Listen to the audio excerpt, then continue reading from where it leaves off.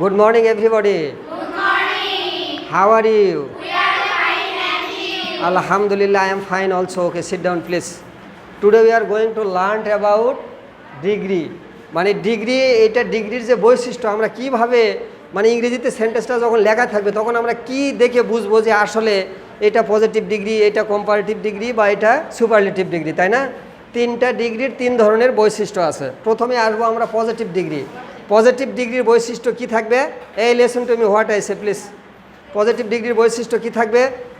As dot dot as, এটা একটা বৈশিষ্ট্য থাকবে। তারপরে দেখো আরেকটা কি থাকবে?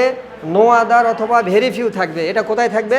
সেন্টেন্সের ভিতরে। আচ্ছা, কম্পারেটিভ ডিগ্রির বৈশিষ্ট্য কি থাকবে? অনলি দেন থাকতে পারে।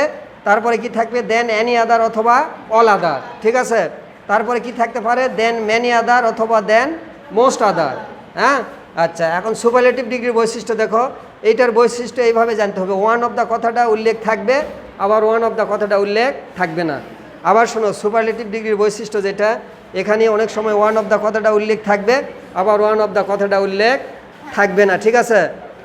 তাহলে আমরা এখন ইজিভাবে চিনে নিতে পারবো যে আসলে কোনটা কোন ডিগ্রি।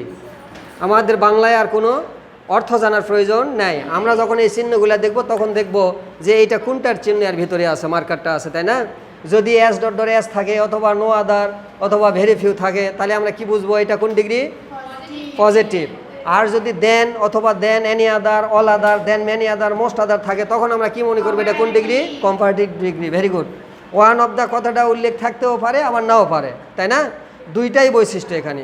মোট কথা, ওয়ান অফ দ্য কথাটা যখন উল্লেখ থাকবে না তখন অবশ্যই অ্যাডজেক্টিভের আগে দি কথাটা থাকবে, ঠিক আছে? অ্যাডজেক্টিভের সামনে সবসময় দি কথাটা থাকবে। আবার অনেক সময় ওয়ান অফ দ্য কথাটা উল্লেখ যখন থাকবে না তখন দি থাকবে, আর ওয়ান অফ দ্য কথাটা উল্লেখ থাকলে তো বুঝতে পারবে এটা কি ডিগ্রি? Superlative degree.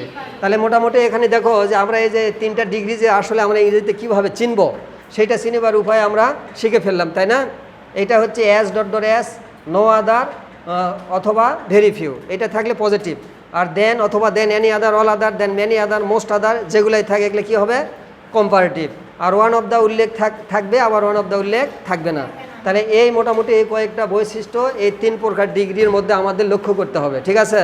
এই বৈশিষ্ট্যগুলো যদি আমরা না জানি, যখন আমরা ট্রান্সফরমেশন করব, যেমন হয়তো পজিটিভ আছে কম্পারেটিভ করতে হবে, কম্পারেটিভ আছে পজিটিভ করতে হবে, সুপারলেটিভ আছে তাকে পজিটিভ করতে হবে, এইরকম।